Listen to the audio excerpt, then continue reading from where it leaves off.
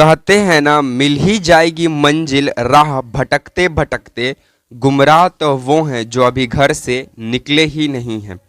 Hello नमस्कार साथियों, आप सभी को टारगेट विथ नित्यम के इस चैनल में दिल खोल करके स्वागत है। जैसे मैं आपको लगातार पता चल रहा है कि टारगेट विथ नित्यम चैनल आपको जीके जीएस का सीरीज प्रोवाइड कराता है जो सभी परीक्षाओं के लिए महत्वपूर्ण है। आप जिस भी एग्जाम की तैयारी कर रहे हो उन सभी परीक्षाओं के लिए वीडियो महत्वपूर्ण होगा। महत्वपूर्ण होने का कारण क्या है कि यहाँ पे जो भी जीके जीएस का सवाल जो कराए जाते हैं, जो भी जीके जीएस का सवाल रहता है वे सभी लूसेंट से उठाया हुआ है और साथ में वे सभी PYQs हैं हमारे, यानी प्रीवियस ईयर पर आधारित प्रश्न हैं।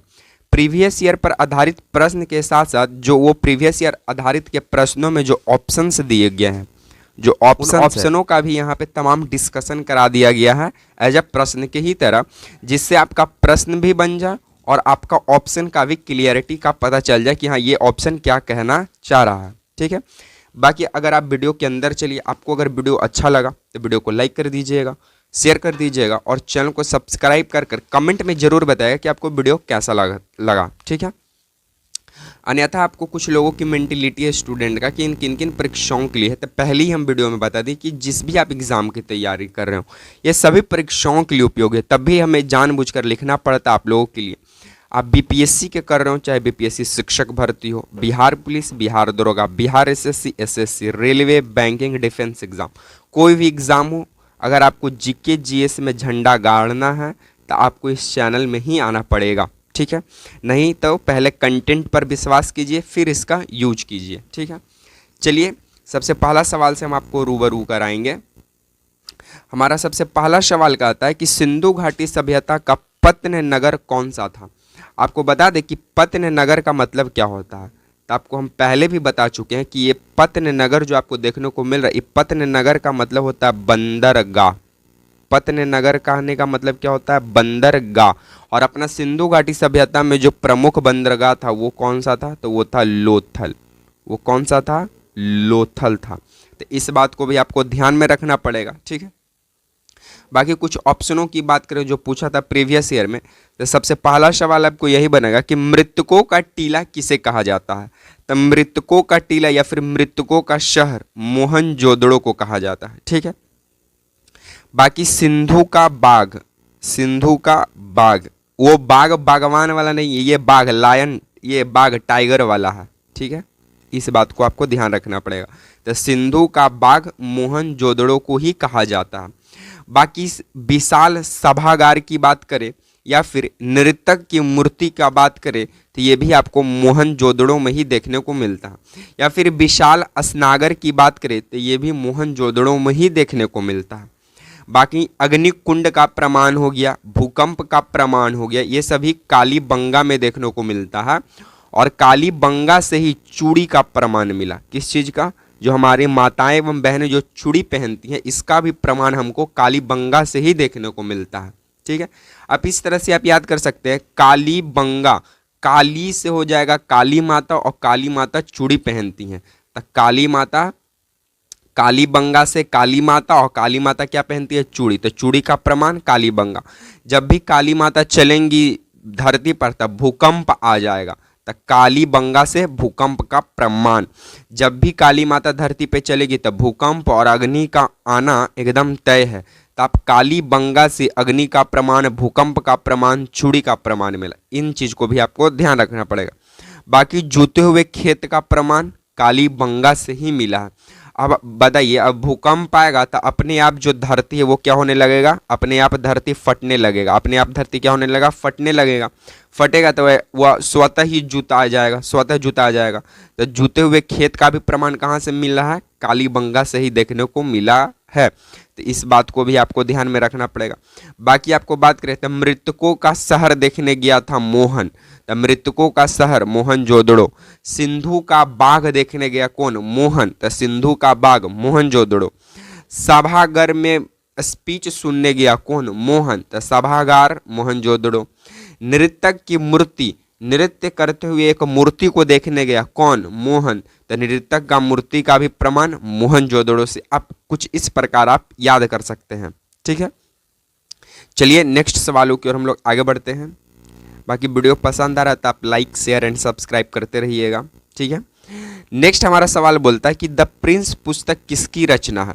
तो आपको जानकारी के लिए बता दें कि द प्रिंस पुस्तक की जो रचनाकार है वो है मैकियावेली। वो कौन है? मैकियावेली है, मैकियावेली, ठीक है, मैकियावेली है, ठीक है। और ये मैकियावेली इटली का रहने वाले थे, ठीक है। इस बात को भी आप ध्यान में रखना पड़ेगा आपको कि द प्रिंस पुस्तक के लेखक मैकियावेली हैं और ये मैकियावेली इटली के रहने वाले थे। बाकी कुछ ऑप्शनों में बात करें तो पूछा था द लास्ट जजमेंट किन की पुस्तक है। The last judgement Michelangelo की पुस्तक लिखा हुआ। द लास्ट जजमेंट जो बुक है वो किन के द्वारा लिखा गया है? माइकल एंजेले के द्वारा। मदर नामक जो पुस्तक है वो किन के द्वारा लिखा गया है? द मैक्सिमम गोर्की के द्वारा। अपने अपने बेटे में माँ अपनी क्या होती हैं? गोरी होती हैं। तो मदर पुस्तक किनकी लिखा गया है? मैक्सिमम गोर्की के द्वारा, ठीक है।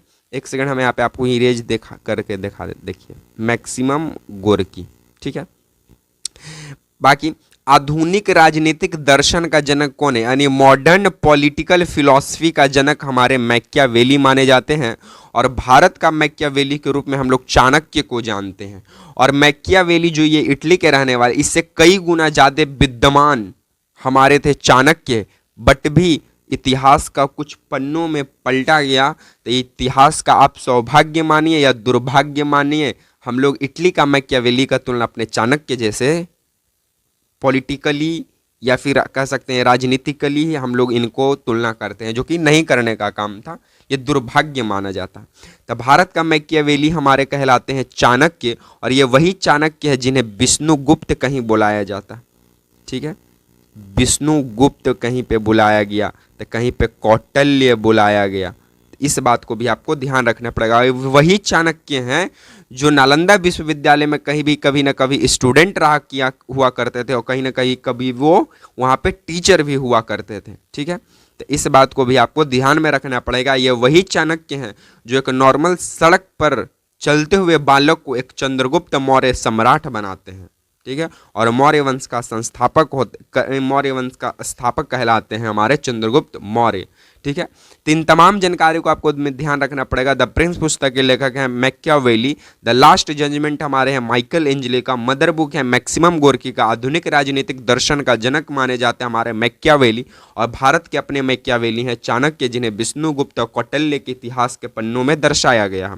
और ये जो मैकियावेली की जो द प्रिंस में जो और ये आधुनिक राजनीतिक में जो दर्शन में जो मैकियावेली का जो नाम है, ये इटली के रहने वाले थे, ठीक है। बाकी एक और यहाँ पे महत्वपूर्ण जानकारी आपको बता दें, ये जो चाणक्य थे ये अर्थशास्त्र के जनक थे। ये आप लोग सब जानते हैं और ये हम भी जानते हैं कि चाणक्य अर्थशास्त्र के जनक हुआ करते थे। आपको बताइए, आप बताइएगा कि चाणक्य के द्वारा जो अर्थशास्त्र लिखा गया ये कितने खंडों में बटा हुआ था। तो ये आपको जानकारी के लिए बता दें 15 खंडों में प्रकाशित था। तो इस बात को भी आपको ध्यान रखना पड़ेगा कि 15 खंडों में वो बटा हुआ था। बाकी नेक्स्ट प्रश्नों की ओर हम लोग आगे बढ़े तो पहला प्रश्न ही बोल देता है, किशोर सागर किस राज्य में स्थित एक पर्यटक स्थल है। तो आपको बता दें कि जो किशोर सागर है ये आपको कोटा राजस्थान में देखने को मिलता है। किशोर सागर जो है एक पर्यटक स्थल है, कहाँ पे? कोटा में, ठीक है। बाकी अफगान चर्च जो है ये मुंबई में स्थित है। अफगान चर्च कहाँ स्थित है? मुंबई में स्थित है। फतह सागर कहाँ स्थित है? तो उदयपुर में स्थित है फतह सागर। अन्ना सागर कहाँ स्थित है? तो अन्ना सागर अजमेर में स्थित है। असे अन्ना सागर, असे अजमेर। आप बताइएगा, आप लोग बताइएगा कमेंट बॉक्स में कि ब्लू सिटी के नाम से हम लोग किसे जानते हैं? ब्लू सिटी के नाम से किस शहर को हम लोग जानते हैं? ब्लू सिटी के नाम से।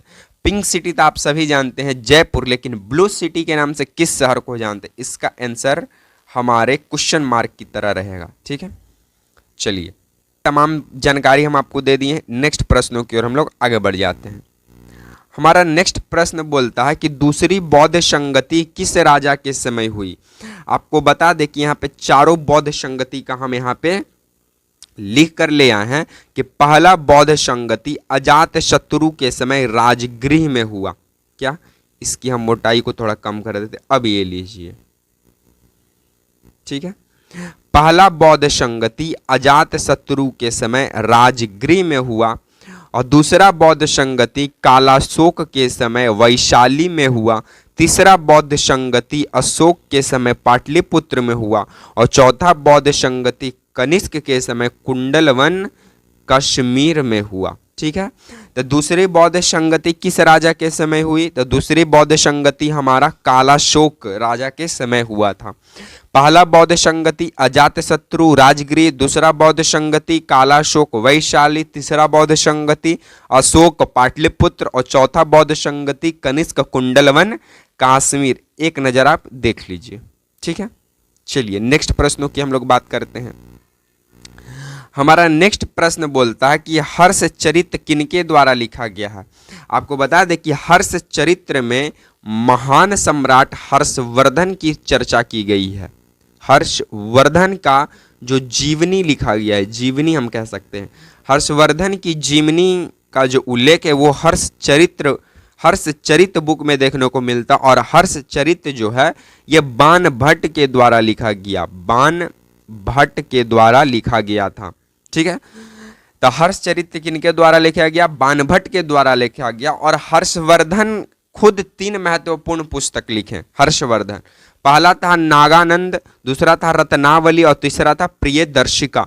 तो इस बात को भी आपको याद रखना पड़ेगा, ये आपका बीपीएससी में पूछा हुआ सवाल है। ठीक है, बीपीएससी में पूछा था कि हर्षवर्धन के निम्नलिखित पुस्तकों में एक है, तो प्रियदर्शिका था, रत्नावली और नागानंद था। ठीक है, आपको एक और जानकारी के लिए बता दें कि हर्षवर्धन थे ये महज 13 वर्ष की उम्र में गद्दी पर बैठते हैं। और हर्षवर्धन के इस समय चीनी बौद्ध भिक्षु या चीनी बौद्ध यात्री हेनसांग आया था। 7वीं शताब्दी में यहाँ पे आया था, 15 वर्षों तक यहाँ पे रहा और नालंदा यूनिवर्सिटी से ये लॉ का डिग्री लेकर गया। हेनसांग को यात्रियों का राजकुमार भी कहते हैं। इस बात को भी आपको ध्यान में रखना पड़ेगा कि हेनसांग जो है इसे यात्रियों का राजकुमार भी कहा जाता है। और ये हेनसांग का प्रमुख पुस्तक है सीयू की। ठीक है, जिसमें यह अपनी भारत का सभ्यता, सांस्कृतिक और शिक्षा प्रणाली का बेहतरीन रूप से चर्चा करता है। तो कभी नालंदा यूनिवर्सिटी जाएं या नालंदा जाएं तो इन चीज़ों को आप देखिएगा। ठीक है, बाकी आज को हम वीडियो को यहीं पे समाप्त करते हैं। अगर आपको वीडियो पसंद आए तो थैंक्स फॉर वाचिंग वीडियो एक थम्स अप के साथ। बाकी वीडियो पसंद आए तो like, share, comment and subscribe दिल खोल करके कर दीजिएगा, क्योंकि इसी तरह के सीरीज के साथ आपसे मिलेंगे हम नेक्स्ट वीडियो में। तब तक के लिए आप सभी साथियों को जय हिंद, वंदे मातरम।